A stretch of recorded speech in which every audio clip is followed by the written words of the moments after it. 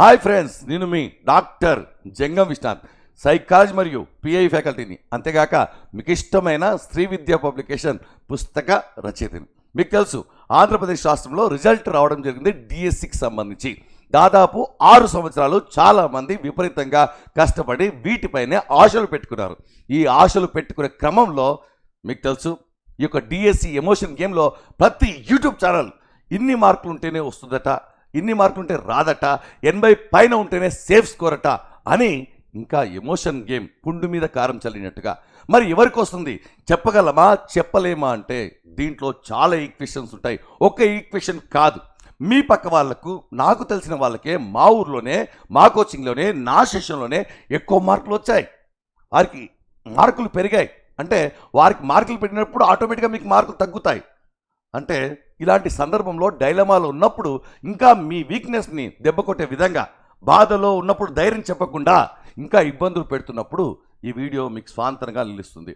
మీకు తక్కువ మార్కులు వచ్చి ఉండొచ్చు కాక, తక్కువ మార్కులు వస్తే కూడా ఉద్యోగం వచ్చే అవకాశాలు ఉన్నాయి. ఎందుకంటే చాలా కాన్సిక్వెన్సెస్ ఉంటాయి. ఈ యొక్క మార్కులను బట్టి ప్రపంచంలో ఫేమస్ జ్యోతిష్యంకిచ్చి నా మార్కులకు ఉద్యోగం వస్తుందా అంటే అస్సలు చెప్పలేనటువంటి పరిస్థితి. ఎందుకంటే అందరి యొక్క మార్కులను జ్యోతిష్యుడు చూడాల్సి ఉంటుంది. ఈ యొక్క మార్కులు సాఫ్ట్వేర్లో భద్రంగా ఉన్నాయి, ఎవరి మాటలు నమ్మకండి. ఎక్కువ మార్కులు వస్తే సేఫ్లో ఉన్నట్టు, ఓపెన్లోకి వెళ్ళినట్టు.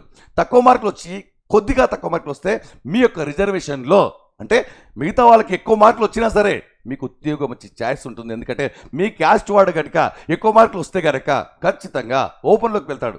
Open general, open women, EWS general, EWS women, BC general, BC women, SC general, SC women, ST women, ST general, ఇలా డిస్టిక్ను బట్టి ఖచ్చితంగా మారుతుంది. 80% కూడా ఎక్కువ మార్కులు వస్తేనే ఉద్యోగం వస్తుంది. సేఫ్ సైడ్లో మాత్రమే ఉంటారు. ఎక్కువ మార్కులు వస్తే ఉద్యోగం వస్తుంది, తక్కువ మార్కులు వస్తే రిజర్వేషన్లో ఉంటుంది తప్ప ఈ మార్కులకు కట్ ఆఫ్ అని ఎవరు కూడా ప్రపంచంలో చెప్పలేరు. కట్ ఆఫ్ అని చెప్తే మీరు సెండ్ ఆఫ్ ఇవ్వాల్సిన పరిస్థితి. కాబట్టి మిత్రులారా, ఇంకా చాలా సమీకరణాలు మారుతాయి. ఎందుకంటే చాలామంది ఎడ్జిటి రాశారు, స్కూల్ అసిస్టెంట్ రాశారు, మరి డిఫరెంట్ సబ్జెక్ట్ రాశారు, టీజీటీ రాశారు, పీజీటీ రాశారు. మరి ఇవన్నీ రాసినప్పుడు ఏదో ఒక ఉద్యోగాన్ని ఎన్నుకొని మిగతా ఉద్యోగాలలో మిగతా వాళ్ళకి ఇవ్వాల్సి ఉంటుంది. కాబట్టి దయచేసి మిత్రులారా, మీ కేటగిరీలో మీకంటే ఎక్కువ మార్కులు వస్తే ఇంకా, అంటే మిగతా వాడు చదివితే కూడా మీకు జాబ్ వచ్చే అవకాశం ఉంటాయి. కాబట్టి 80% కూడా ఫలానా మార్కులకు వస్తుంది అంటే పొరపాటు. ఎక్కువ మార్కులు ఉంటే సేఫ్ సైడ్ మాత్రమే గుర్తుపెట్టుకోవాలి.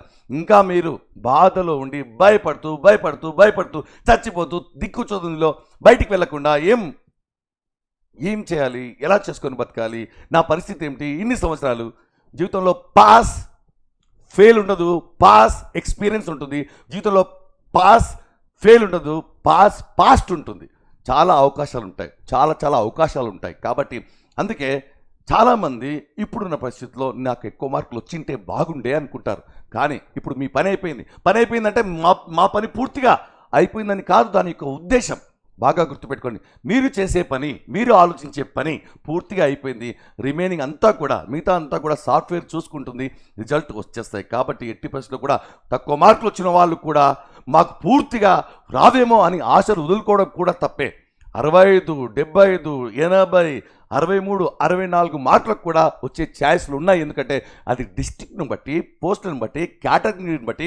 మీ కేటగిరీలో ఓపెన్కి వెళ్ళినప్పుడు మీరు రిజర్వేషన్లో వస్తారు అంటే మిగతా వాళ్ళు బాగా చదివినా మనకు వచ్చే అవకాశాలు ఉంటాయి. కాబట్టి 80% కూడా నాకు రాదేమో, నాకు వస్తుందేమో, ఇలా మిగతా వాళ్ళు కూడా మిమ్మల్ని తక్కువ అంచనా వేసినప్పుడు, ఎక్కువ మార్కులు వచ్చిన వాళ్ళు మీతో మాట తీరు కూడా మారినప్పుడు కూడా ఇబ్బందులు ఉంటాయి. కాబట్టి నేను ఎలా తలదించుకోవాలి, ఎలా మాట్లాడాలి, ఏం మాట్లాడాలి, ఇలా జరిగింది, అలా జరిగింది, అవన్నీ కూడా దయచేసి స్వస్తి చెప్పండి.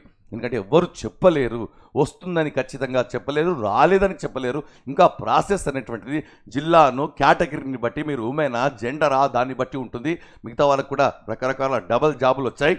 కాబట్టి జీవితం ఏమీ అయిపోలేదు, జీవితం మొదలు పెట్టాల్సిన సమయం ఏర్పడింది. ఏది జరిగినా మన మంచికే మిత్రులారా.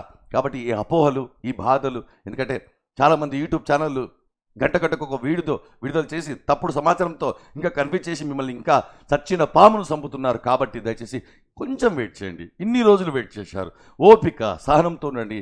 ఏది జరిగినా మన మంచికే. ఏది అంటే రెండే జరుగుతాయి, ఉద్యోగం వస్తుంది, ఉద్యోగం రాదు, రెండే రెండు. కాబట్టి దయచేసి మిత్రులారా, మెంటల్గా సిద్ధపడండి. ఎక్కువ టెన్షన్ పెట్టుకోకండి, ఆరోగ్యాన్ని పాడు చేసుకోకండి.